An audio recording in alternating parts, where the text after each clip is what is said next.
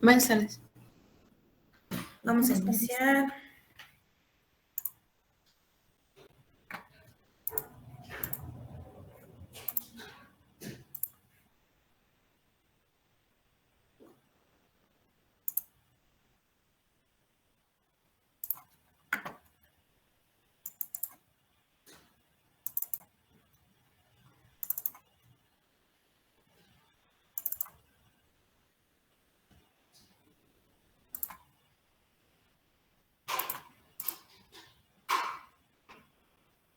Listo, ahí ven la presentación.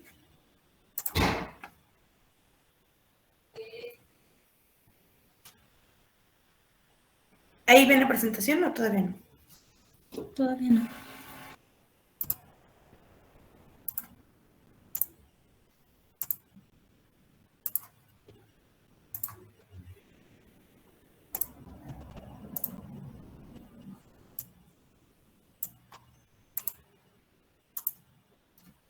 Ahí ya, ¿verdad? Sí. Ahí.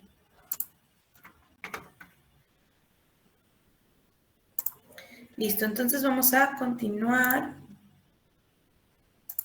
con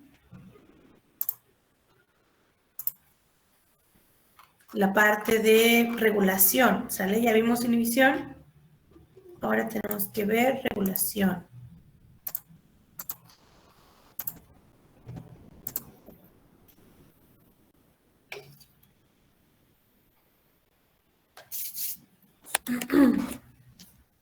Entonces, bueno, ¿qué es la regulación enzimática? La regulación enzimática es muy importante.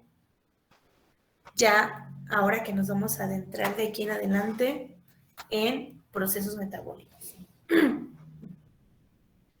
Entonces, todas las vías metabólicas que están dentro de nuestro cuerpo, que son muchísimas, están prácticamente que coordinadas y orquestadas por las enzimas. Entonces, de aquí al real, no vamos a dejar de hablar de enzimas ya nunca jamás, ¿sale? Espero que hayan aprendido cómo funcionan y todo sobre ellas, porque ya nunca vamos a dejar de hablar de enzimas. ¿Por qué? Porque son quienes van a coordinar esta orquesta, ¿no? Son quienes van a decir cómo y cuándo y por qué y a qué hora ocurre el metabolismo, ¿sale? ¿Por qué? Porque el metabolismo no es otra cosa que una serie de reacciones en secuencia. Esa serie de reacciones en secuencia son reguladas por las enzimas, ¿sale? Estas enzimas son las enzimas que van a catalizar, evidentemente, estas reacciones y van a estar limitando ¿a quién? Pues a la velocidad de reacción con que ocurran esta serie de reacciones y también van a estar limitando si ocurre o no. Es decir, va a haber casos en los que no se lleve a cabo la reacción. ¿Por qué? Porque mi enzima va a estar inhibida.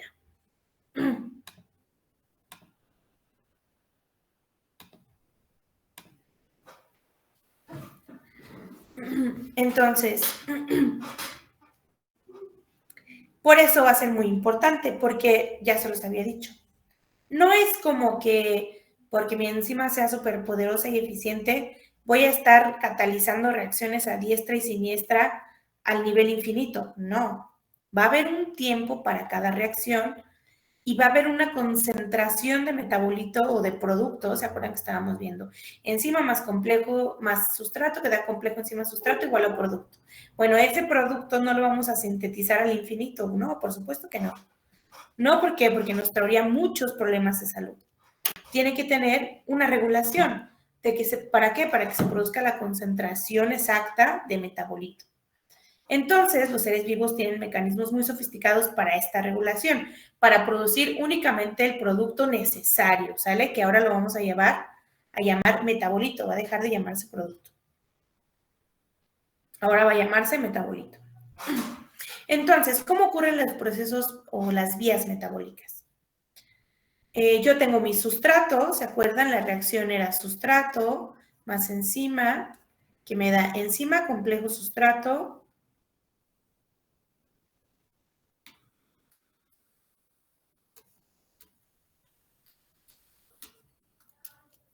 para a la vez al final darme un producto. Entonces, este sería mi sustrato 1 y esta sería mi enzima 1. Entonces, aquí entra el sustrato para formar el complejo enzima-sustrato y me va a dar mi producto 1.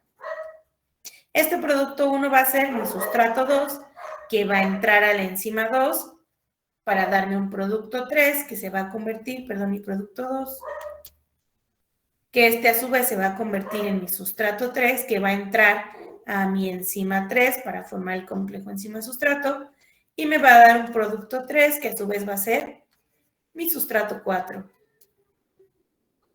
que va a entrar a mi enzima 4 para darme otra vez un producto 4, se convierte en mi sustrato 5, entra mi otra enzima y me da un producto final. Este producto final va a ser ya un metabolito específico que va a tener una función específica. Todas estas van a ser enzimas diferentes.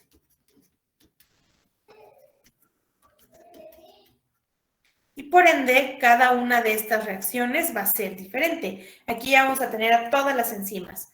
Una va a hidrolizar, otra va a formar enlaces, otra va a hacer un reordenamiento intermolecular, otra va a hacer una reacción redox hasta llegar al producto final. ¿Sale? Aquí ya se van a juntar todas. Entonces, ¿cómo es que se va a regular para que este ciclo no sea infinito, ¿no? Para que tenga pausas. Bueno, pues las enzimas.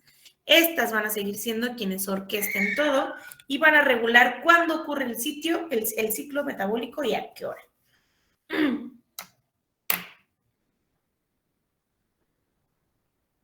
Entonces, ¿por qué es importante una regulación de estas vías metabólicas? Bueno, hay 3 puntos importantes. El mantenimiento del estado ordenado, la conservación de la energía y los cambios ambientales. Dentro del mantenimiento de un estado ordenado, la regulación de cada vía metabólica da lugar a la producción de sustancias que se requieren para mantener la estructura y la función celular oportuna y sin desperdiciar recursos. Es decir, todas las reacciones que ocurren en nuestro cuerpo tienen que ser perfectas y tienen que ser muy bien calculadas para no desperdiciar nada, ni concentración de enzima, ni concentración de sustrato, y mucho menos ATPs, ¿no? Entonces, además de que acuérdense que tenemos un equilibrio, ¿no? ¿Cómo se llama ese equilibrio? La homeostasis. Entonces, no podemos tener reacciones aceleradas o reacciones descontroladas, puesto que también nos traerían muchos problemas de salud, ¿no? Tendríamos un desequilibrio. Entonces, por eso es la principal, así como la primordial, que haya un regulamiento, pues para mantener ese orden, ese estado de equilibrio que tiene o debería de tener nuestro cuerpo. La segunda es la conversión de energía, la conservación de energía. La conservación de la energía, las células se aseguran de consumir solo los nutrientes suficientes para satisfacer sus requerimientos de energía mediante un control constante de las reacciones que la generan. Es decir, ¿se acuerdan? Les dije, hay 2 tipos de reacciones, las espontáneas y las no espontáneas. En las espontáneas no hay problema porque no necesitamos inversión de ATPs, pero en la segunda sí, y necesitamos muchos. Entonces, no vamos a estar tirando a la basura ATPs para producir o estar recreando una reacción no espontánea sin ningún control. ¿Por qué? Porque yo necesito ATPs para un montón de cosas, sobre todo y la primordial, para la supervivencia. Porque hay diferentes rutas metabólicas. Están las catabólicas y las anabólicas. ¿Alguien sabe qué es el catabolismo y el anabolismo? ¿Cuál es la diferencia entre ellos?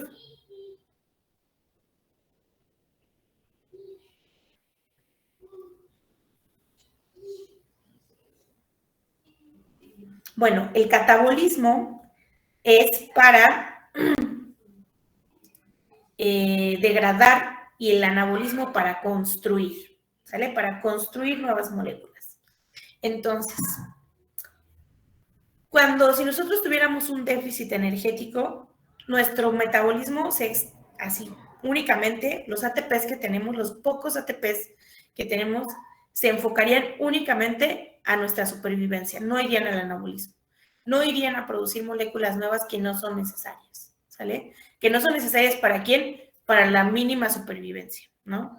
Por eso es que la gente desnutrida se enferma de todo, porque no tiene energía para atender esas enfermedades. El cuerpo se ocupa únicamente de que sobreviva. ¿Cómo? Pues como se pueda, ¿no? Ahí medio que sobreviva. Entonces, por ende, no podemos desperdiciar energía. Tiene que haber un control de los ATPs que se invierten en estas reacciones no espontáneas, ¿sale? Entonces, ¿quién hace esa regulación? Pues las enzimas. ¿Para qué? Para que estas reacciones no espontáneas, donde vamos a producir evidentemente un metabolito de importancia biológica, se produzca únicamente el necesario y no haya una inversión desmedida de ATPs. En los cambios ambientales, las células pueden realizar ajustes relativamente rápidos a los cambios de temperatura, como a los cambios como temperatura, pH, fuerza iónica y concentración de nutrientes. ¿Por qué? Pues porque pueden aumentar o disminuir las velocidades de reacción específicas.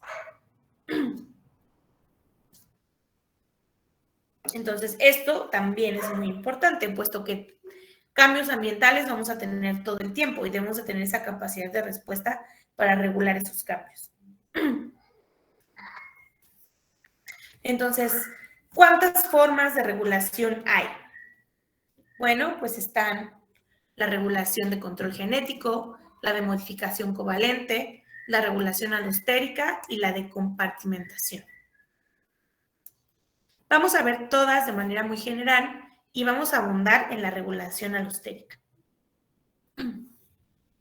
El control genético es la síntesis de enzimas en respuesta a variaciones de las necesidades metabólicas, un proceso que se denomina inducción enzimática. Permite a las células responder de forma eficiente a los cambios en su ambiente. Por ejemplo, cuando ustedes tienen un cambio ambiental, por ejemplo, que pesquen un virus, por ejemplo, este virus famosísimo que es COVID, si han escuchado, las vacunas sirven en función de la proteína Spike, que la proteína Spike es quien permite que el virus invada nuestro cuerpo. Entonces, ¿quién es nuestra primera línea de defensa? Las glucoproteínas, las proteínas y los glucolípidos que tenemos en la membrana celular, ¿sale?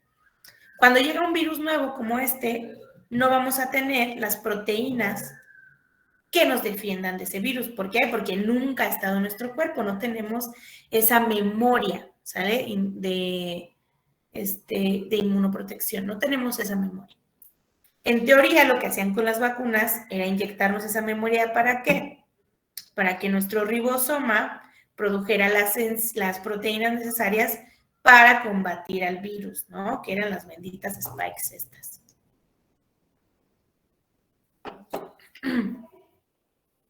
Entonces, yo voy a tener una regulación de esta producción de nuevas proteínas.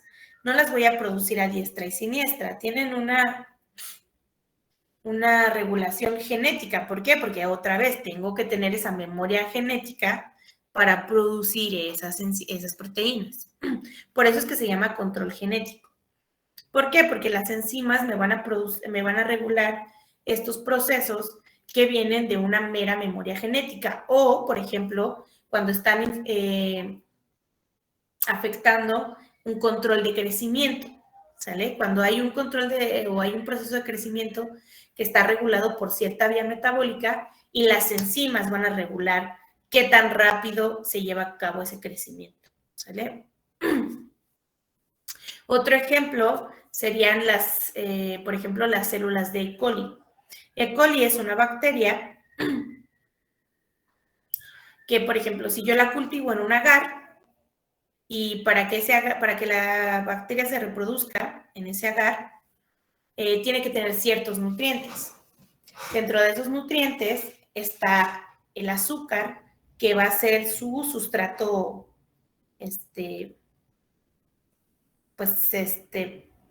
por excelencia para que pueda llevar a cabo la reproducción.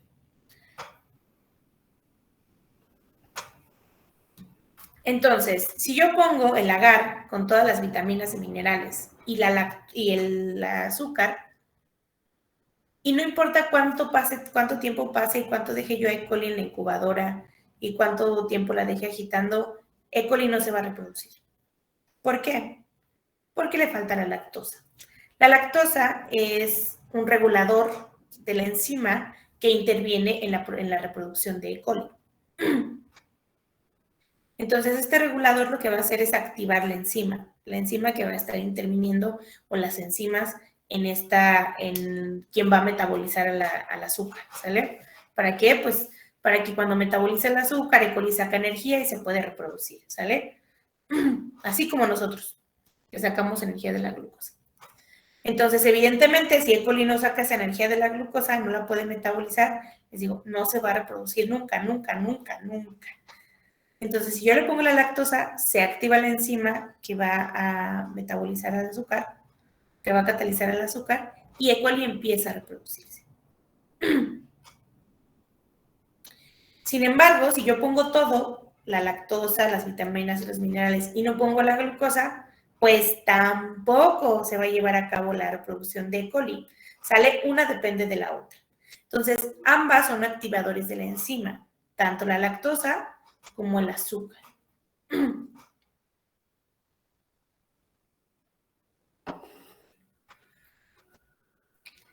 Entonces, ambas van a depender de la otra, una de la otra, y cuando se empieza a llevar a cabo la metabolización de la glucosa y E. coli empieza a tener energía para reproducirse, evidentemente va a llegar un punto en el que la glucosa se va a acabar, ¿sale?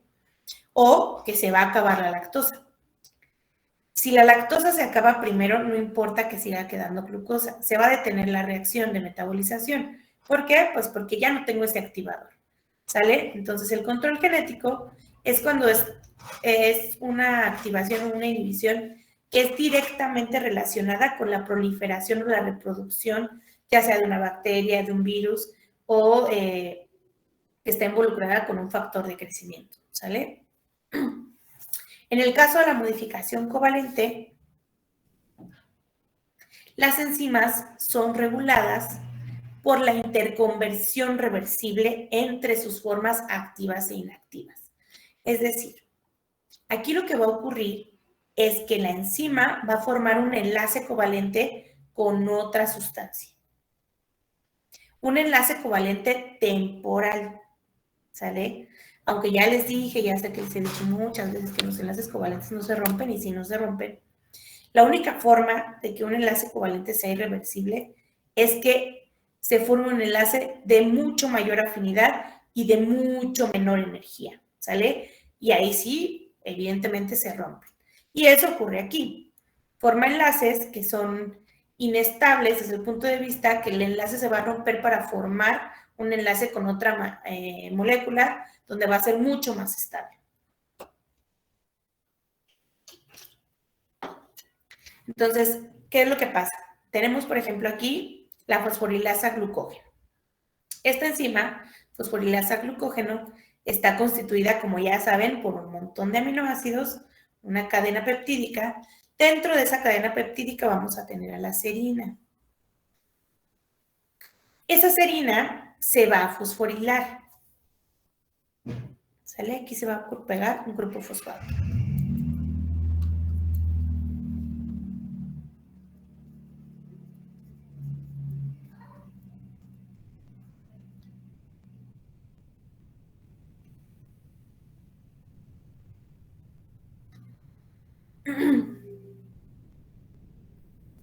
Entonces, cuando yo tengo a la enzima fosforilada, digo que tengo a la enzima activa. Cuando tengo la enzima desfosforilada, es decir, cuando no tengo este enlace con el fósforo, digo que tengo a la enzima inactiva. Y esta sería la enzima, creo que es la A, déjenme ver.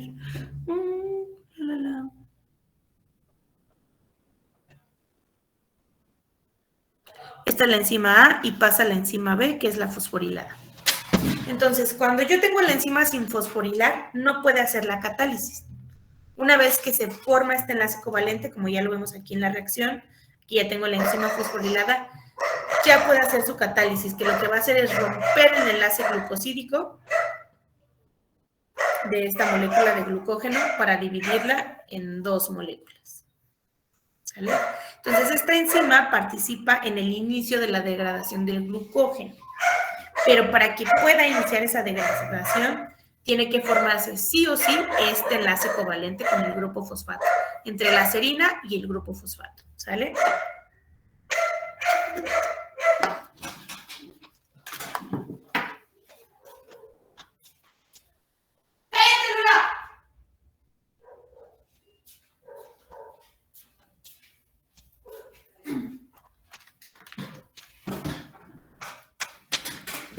Otro tipo variaciones de esta modificación covalente serían los enlaces covalentes con grupos metilos,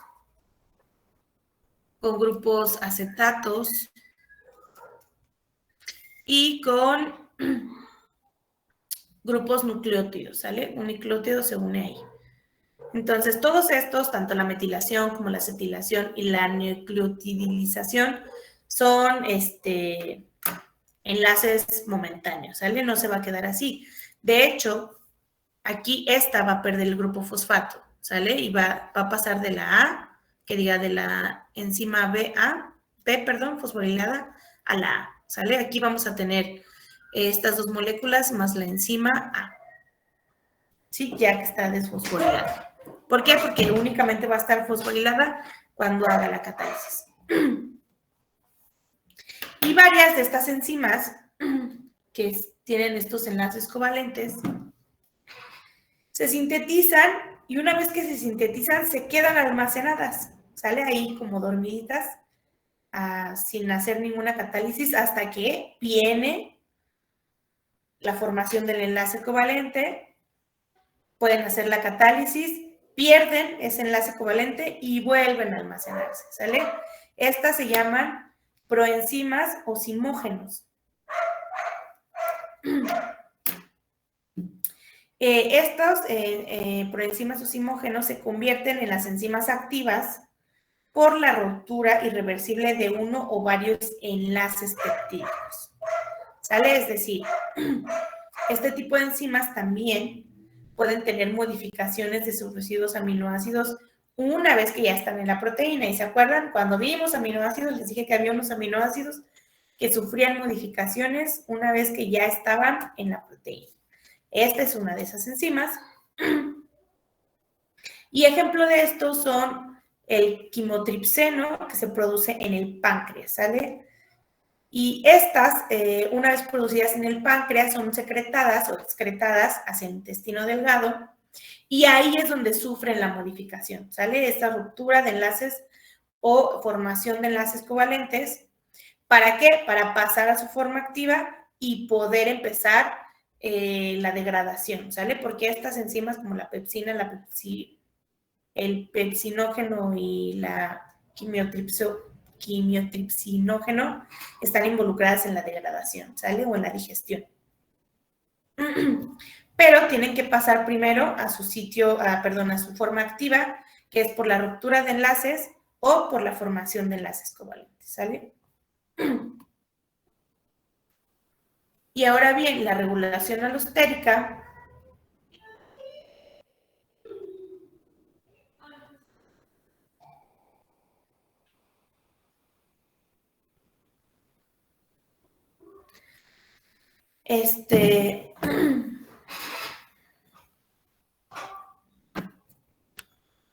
esa se da en todas las vías metabólicas, es decir, es la que más vamos a estar encontrando frecuentemente de aquí al real, ¿no? De aquí a todos los ciclos metabólicos que veamos, vamos a estar siempre teniendo presente la regulación alostérica. Y esta lo que hace es una activación o una desactivación modular de las enzimas. Estas enzimas se van a estar llamando enzimas alostéricas. ¿Y cómo hacen esto?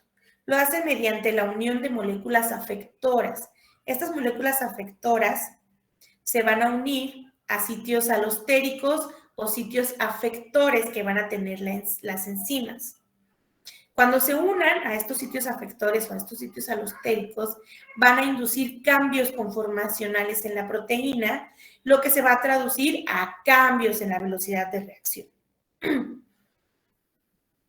¿Por qué? Porque van a modificar la velocidad de unión del complejo enzima-sustrato. Y la mayoría de estas enzimas alostéricas son enzimas multisubunitarias, es decir, tienen múltiples sitios de unión, tanto múltiples sitios activos, que son los de unión al sustrato, y múltiples sitios afectores, que son donde se va a unir el inhibidor. Va a haber diferentes tipos de inhibidores o de reguladores alostéricos o de afectores. Se van a dividir en dos, en los homotrópicos y en los heterotrópicos, en donde la molécula afectora va a ser el mismo sustrato, es decir, el sustrato mismo que se va a unir al sitio activo va a ser el que se une al sitio afector y va a ser quien regule o module la enzima, disminuyendo la velocidad de reacción o inhibiendo por completo a la enzima, es decir, parando la reacción. Y las moléculas heterotrópicos o los efectores heterotrópicos son diferentes al sustrato, ¿sale? En el sitio activo se va a unir el sustrato y en el sitio efector se va a unir una molécula diferente al sustrato. Otra característica importante de la regulación alostérica es que todas estas enzimas, ninguna sigue la cinética de Michaelis y Menten, ninguna. Todas estas siguen una cinética sigmoidea, en donde una sigmoide es una gráfica en donde partimos de concentraciones muy bajas o de cero y en un inicio no hay cambios aparentes. Y de pronto viene un salto muy grande y luego llegamos a la estabilidad. Lo pongo con otro color.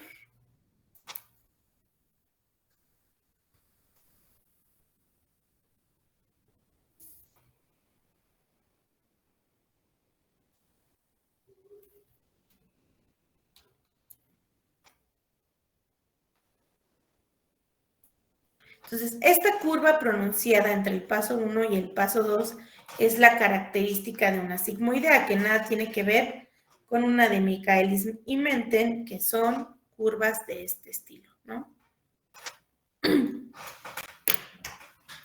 Entonces, estas enzimas multisubunitarias van a seguir esta cinética sigmoidea, ¿sale? En donde vamos a poder tener o observar afectores positivos y afectores negativos. Es decir, donde los afectores positivos van a activar a mi enzima y los efectores negativos van a inhibir a mi enzima. Entonces, vamos a verlo desde un punto de vista más visual para que lo puedan entender. Tenemos a la enzima que va a tener el sitio activo, donde se une el sustrato, y el sitio afector, ¿sale? O el sitio alostérico, donde se va a unir la molécula alostérica o la molécula afectora.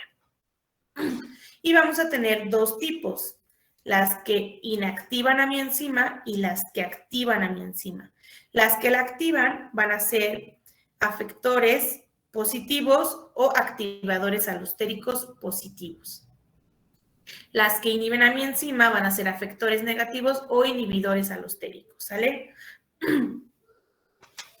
Entonces, ¿qué es lo que pasa? Yo tengo mi enzima, mi sustrato se une y se forma el complejo enzima-sustrato, pero aunque mi sustrato esté aquí unido, no se va a llevar a cabo la reacción, ¿sale? ¿Por qué? Porque va a venir el afector a unirse y va a inhibir a mi enzima. Y entonces no hay catalización. Y aquí no importa que también se una el sustrato o no, la enzima está inactiva. Hasta que este no se une, no puede haber la activación de la enzima para que se lleve a cabo la catálisis enzimática. Va a haber diferentes tipos de uniones. Por ejemplo, aquí si se fijan, aquí se forma el complejo enzima-sustrato y una vez formado, se une el inhibidor alostérico y entonces saca al sustrato. Aquí primero se une y induce un cambio conformacional, el activador alostérico. ¿Para qué? Para que la enzima quepa, porque aquí si se fijan no cabe, ¿no? Sin embargo, va a haber algunos otros que, aunque esté el complejo enzima-sustrato, no se va a llevar a cabo la reacción hasta que se una el activador alostérico. Y para esto hay dos modelos que han tratado de describir cómo es que funciona desde el punto de vista molecular. En donde tenemos un modelo A y un modelo B, en donde el modelo A dice que cuando llega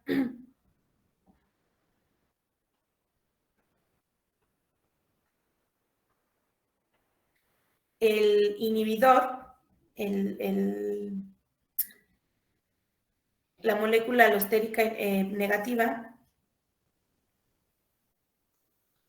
o el afector negativo, que es quien va a inhibir la enzima,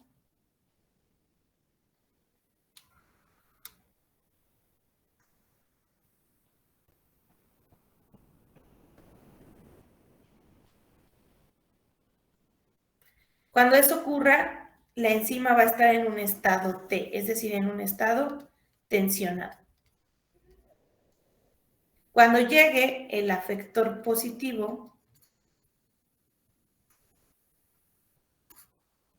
que es quien activa, la enzima va a estar en un estado R, que es relajado. ¿Sale? ¿Por qué? Porque estamos hablando que están induciendo cambios conformacionales, ¿sí? Como se ve aquí.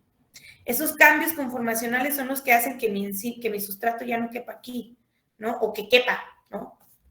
Entonces, por eso es que cuando se supone que cuando hace la desactivación, hace un cambio conformacional en donde mi enzima está tensada y por eso es que no puede hacer la catálisis. Y cuando tengo el modo activo, tengo una forma relajada en donde puede llevar a cabo la catálisis.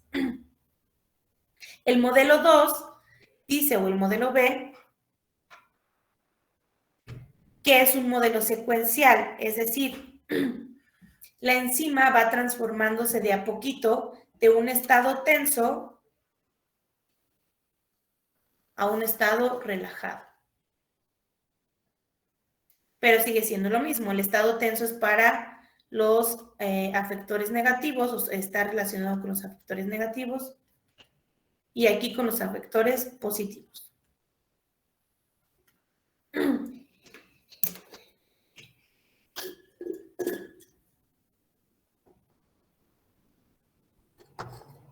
Hay distintos modos de regulación alostérica. Tenemos la activación por el sustrato, la activación recíproca, los bucles de retroalimentación negativa, los bucles de retroalimentación positiva y la activación mediada por precursores.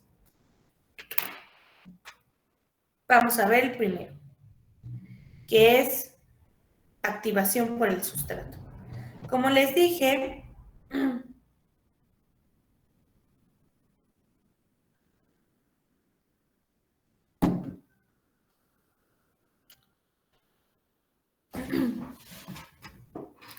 el mismo sustrato va a ser quien regule el ciclo metabólico. Entonces, acuérdense, tenemos un ciclo metabólico donde vamos a tener un sustrato inicial, el cual se va a transformar al sustrato 2 y luego al sustrato 3 y etcétera, ¿no? Y voy a tener diferentes enzimas en el ciclo metabólico. Entonces, tengo mi enzima 1, que sería esta, que está inactiva, ¿sale? Para yo poderla activar, el sustrato primero tiene que unirse al sitio afector o sitio alostérico. ¿Sale? Una vez que se une al sitio alostérico, ahora sí, mi enzima está activada y puede unirse el mismo sustrato al sitio activo y comienza la catálisis. ¿Sale? Entonces, esta activación del sustrato va a estar regulada pues por la concentración del sustrato, porque tiene que haber mucho sustrato, puesto que uno va a actuar de activador y ese mismo va a actuar como sustrato para que inicie la catálisis, ¿sale? El propio sustrato activa la enzima. En la activación recíproca son dos ciclos metabólicos acoplados, en donde tengo la vía metabólica 1 o ciclo metabólica 1 y la vía metabólica 2. Ahí.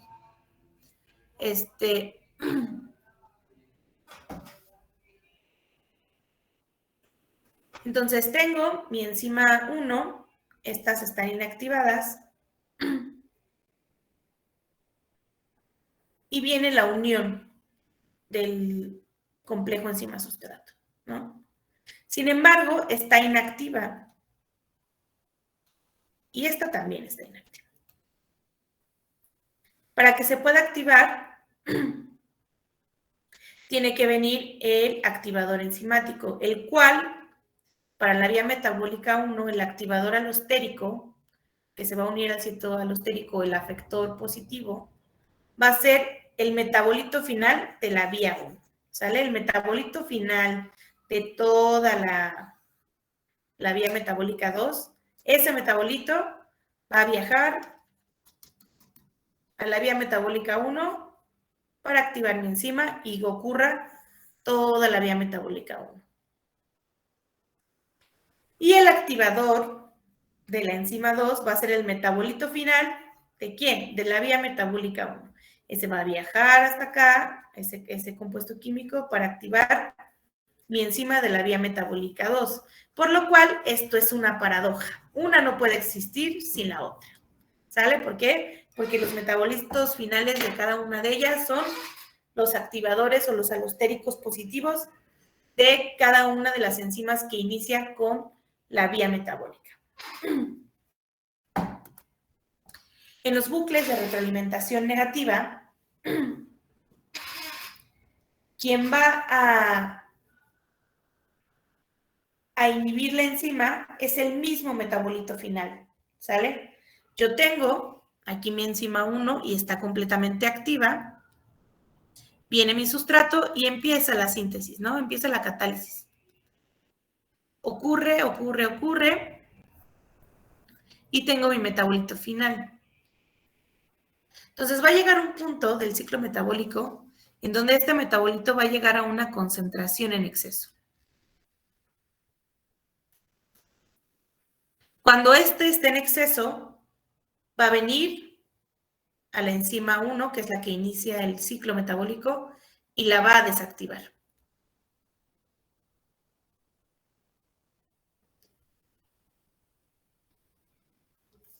¿Sale? ¿Para qué? Para que se detenga el proceso, ¿no? Acuérdense, no. Esto se hace con el fin de desactivar los procesos, ¿sale? Se detiene el proceso y baja la concentración. Una vez que está baja la concentración de este metabolito,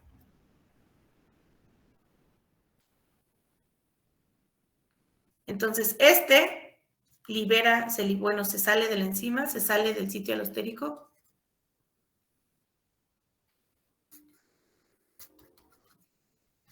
Y entonces se vuelve a activar la enzima y empieza el ciclo, la vía metabólica otra vez, ¿sale? Y se repite. Vuelve a estar el metabolito en exceso, inhibe la enzima, se detiene la reacción, baja la concentración, sale del sitio alostérico y inicia el ciclo metabólico. En el caso de los bucles de retroalimentación positiva, ocurre lo contrario. Yo tengo la vía metabólica y tengo el complejo aquí, bueno, aquí se une el complejo enzima-sustrato, pero está inactiva, la cual esta es otra paradoja. Esta no se va a activar hasta que el metabolito final de esta enzima, de esta misma vía metabólica, viaje para activar a mi enzima, ¿sale? El metabolito final de esta misma vía metabólica es quien activa la misma vía metabólica.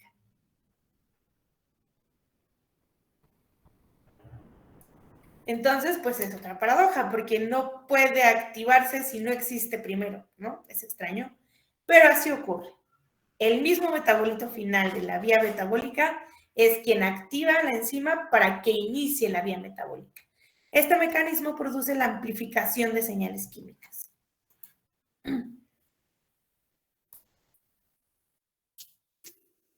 La activación mediada por precursores es pues parecida.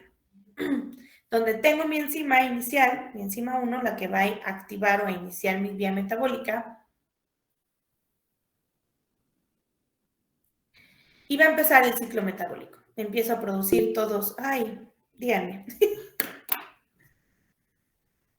¿Alguien me va a preguntar algo? ¿No? Sí, maestra, yo, de que, o sea, también lo que acaba de mencionar, de que, como si todavía, si ocupa el producto final para poder empezar, ¿cómo va a haber producto final si aún no empieza? Pues bueno, a veces van a ver que muchas rutas metabólicas se acoplan entre ellas, ¿sale? Y a veces ese producto final de esa puede ser el metabolito intermediario de otra, ¿no? Como por ejemplo este. Y ese sea quien pueda estar como quien dice la concentración existente de por algún lado, y pueda activar la enzima. También puede ocurrir que haya una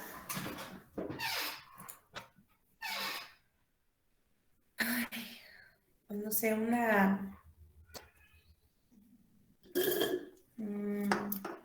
¿cómo se los podría decir?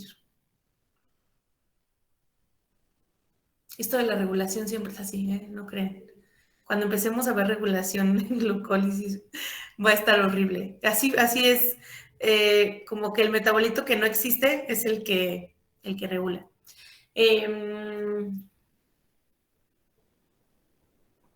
Déjenme pensar. No sé, la verdad es que no sé, pero pues podría ser que se pudiera sintetizar en pequeñas concentraciones. Es que es lo único que se me ocurre. O que sea, como les digo, el acoplamiento de otra ruta, que eso sí pasa, eso sí es cierto, eso no se los estoy inventando. La otra no se la estoy inventando, es lo que se me ocurre.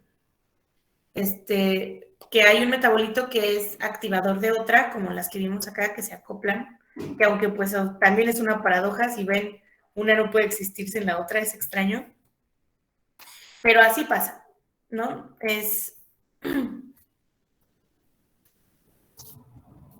el mismo metabolito final es quien activa o quien inhibe. Entonces les digo, la única explicación que me puedo ya yo dar para esto, porque así viene además, ¿no? En los libros, no viene como una explicación, no viene esa respuesta, esa que me estás pidiendo, no viene en los libros.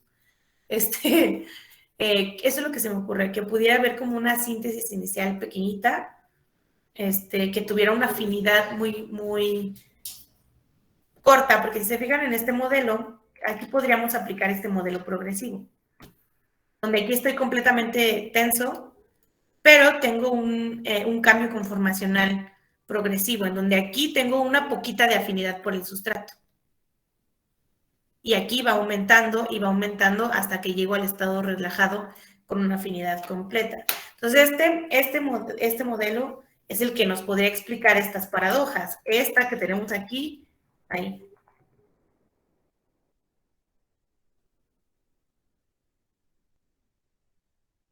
Esta, que es la primera que vimos, que pues una no puede existir sin la otra, y esta de la retroalimentación positiva, ¿no? Que tenga una cierta afinidad muy pequeñita por el sustrato, podamos tener este metabolito inicial y ya este mismo sea el que active por completo la enzima y ahora sí tengamos ya todo el estado relajado y se lleve a cabo ya bien la reacción, ¿no? Con una velocidad decente. Dime. Y no sé si sea posible, por ejemplo, que el producto final de, por ejemplo, de esta reacción sea ese producto final sea el que active la enzima de otra reacción, ¿no? O sea, sí, también. es lo Eso que también. se me...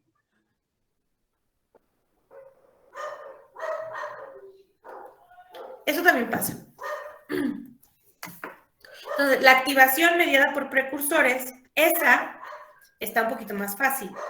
Esa ocurre el ciclo, todo el ciclo metabólico, y uno de los metabolitos intermediarios, por ejemplo llega a un punto en el que está en exceso, y ese es el que va a inhibir a una enzima de otro punto de la ruta, no necesariamente la final, también una enzima intermedia, como por ejemplo aquí que estamos hablando de la enzima 4. Esto va a ocurrir así, tal cual, en glucólisis.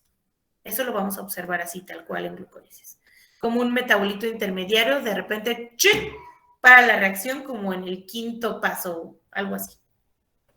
Y ahí se queda, y ya no sigue la glucólisis.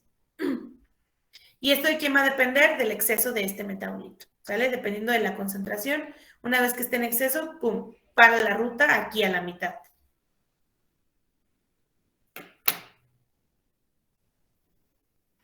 Entonces, aquí esto es para regular ciertos precursores, porque varios metabolitos de aquí, por ejemplo, en el caso de la glucólisis, este entra al ciclo de Krebs.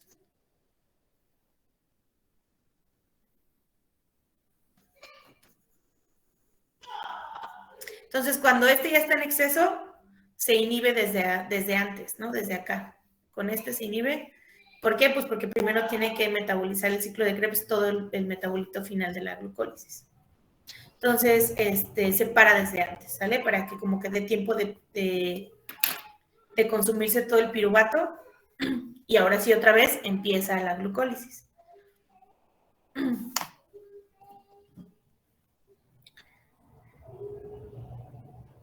Entonces, la compartimentación. Esta regulación es creada por toda la infraestructura celular y es un recurso importante para regular reacciones bioquímicas. ¿Por qué? Porque la separación física hace posible el control independiente, es decir, ya no es como químico, sino es una barrera que estoy poniendo para parar una reacción. La intricada arquitectura interna de las células contiene compartimentos, que ¿quiénes son? Los organelos y las eucariotas, que sí los han visto, ¿no? Tienen como una forma,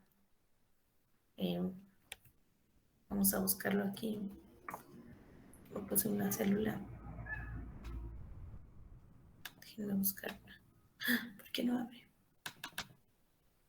Creo que se trabó mi computadora. A ver.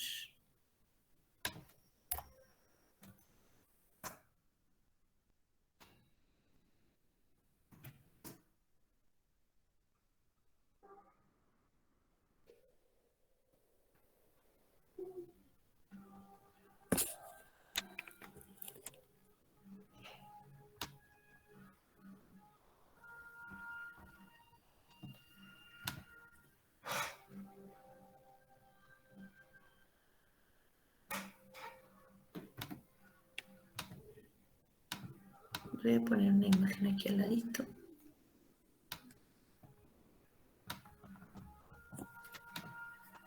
Para que tengamos aquí la célula en la mente.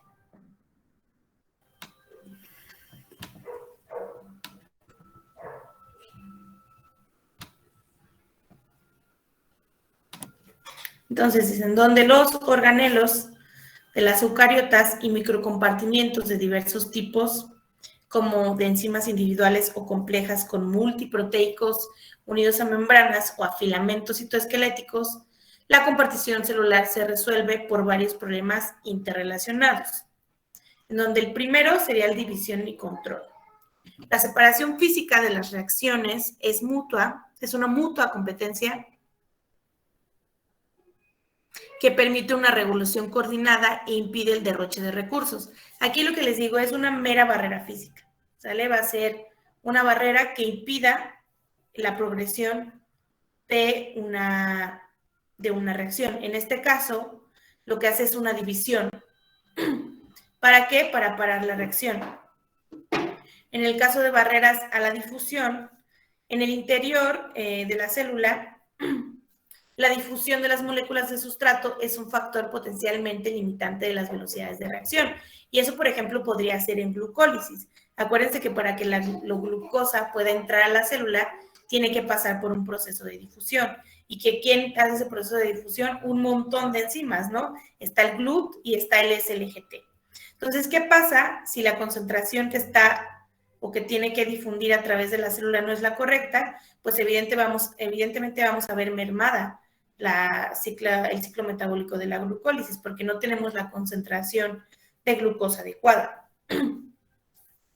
Entonces, las células evitan este problema creando microambientes en los que se concentran las enzimas y sus sustratos, es decir, como si tal cual crearan cuartitos en donde ahí las van a concentrar. ¿Para qué? También para que la glucosa no esté dispersa en toda la célula, ¿no? Entonces, para que en cuanto entre por el canal de difusión, se concentre en un solo punto donde ya la va a estar esperando todas las enzimas para metabolizarla.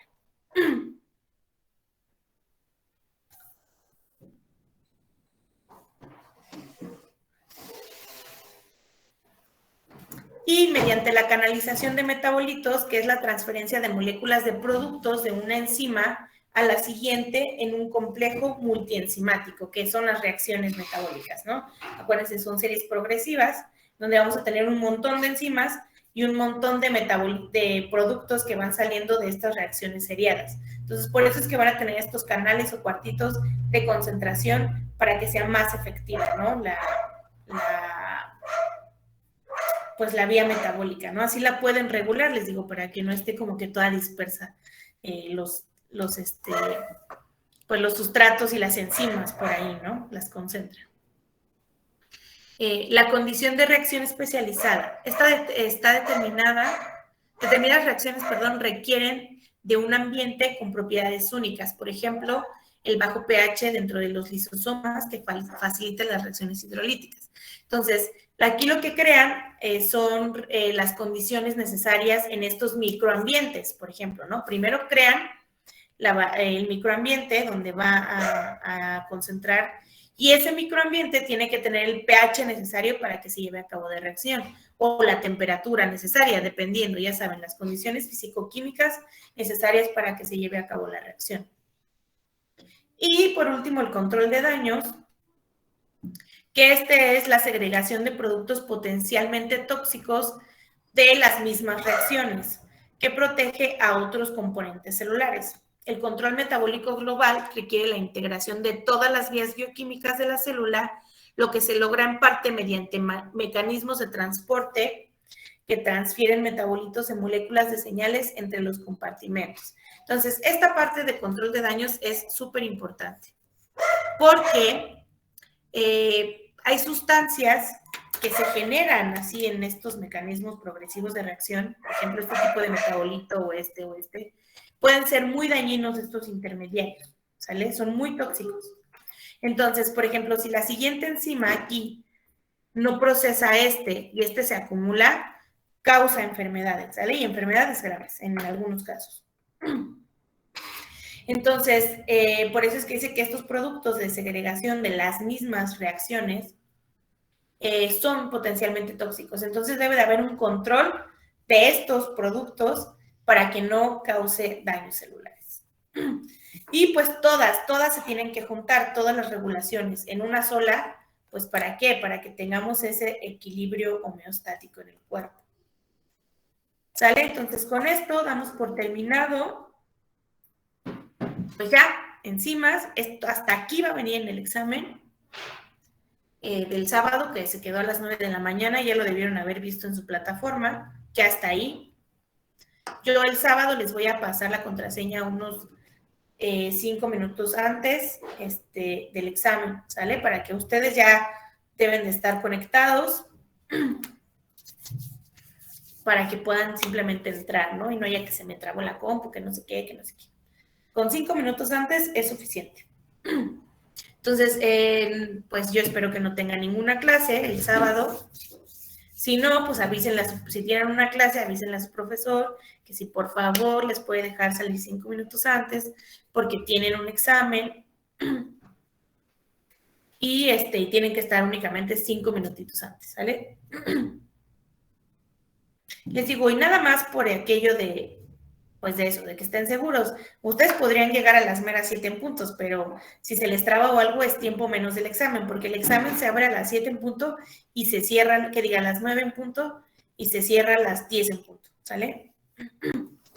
Se cierra solito, eso es automático. ¿Qué otra cosa? Pues nada más. Mañana ya estaríamos empezando con carbohidratos, pero carbohidratos ya es del segundo parcial.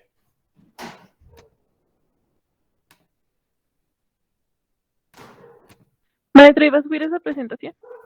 Sí, también. Gracias. ¿Sale? Entonces nos vemos mañana. Hasta mañana, maestra. Hasta mañana, maestra, gracias. Sale. Bye. Gracias, maestra. Hasta mañana.